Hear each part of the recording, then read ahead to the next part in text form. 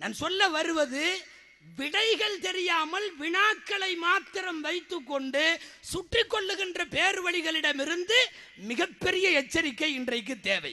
குழப்பறது ரொம்ப சிம்பிள், விடை சொல்றது தான் ரொம்ப கஷ்டம். இன்னைக்கு நாட்டில் குழப்பறதுக்கு நிறைய பேர், விடை சொல்றதுக்கு ஆட்கள் இல்லை. விளாவரியாக விடை சொல்ல ஆள் இல்லை. குழப்ப நிறைய பேர்.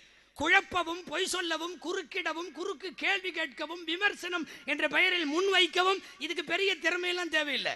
நீங்க 10 மாடி பில்டிங்கை உட்காந்து 4 வருஷமா பார்த்து பார்த்து கண்களெல்லாம் பூத்து பூத்து நீங்க கட்டி முடிச்சதுக்கு அப்புறம் நீங்க பட்ட சிரமமெல்லாம் அவனுக்கு தேவையில்லை. அந்த பக்கம் இருந்து ஒருத்தன் லெஃப்ட்ல இருந்து வருவான், இப்படி நின்று இப்படி அண்ணாந்து ஒரு தடவை பார்த்துட்டு நல்லா தான் இருக்கு, இந்த ஜன்னல் அங்க இருந்தா இன்னும் நல்லா இருக்கும், போயிடுவான்.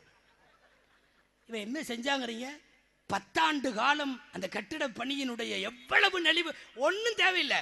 இது இங்க இருக்கிறத விட இங்க இருந்தா நல்லா இருக்கும்னு சொல்றதுக்கு ஒரு திறமையும் தேவையில்லை.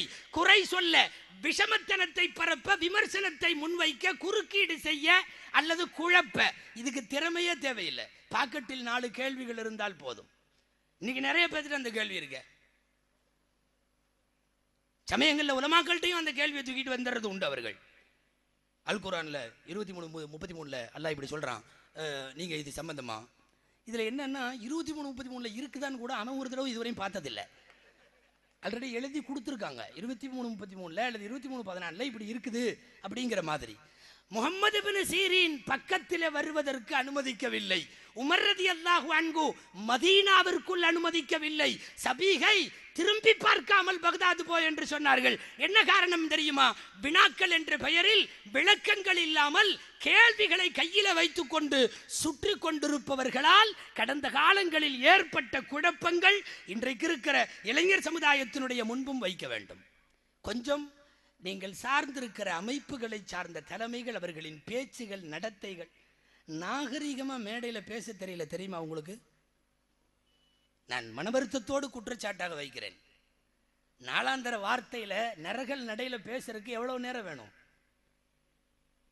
என்ன கேவலமாக தண்ணி அடிச்சவன் மேடையில பேசுற மாதிரி பல மேடைகள், பல முகாம்கள்.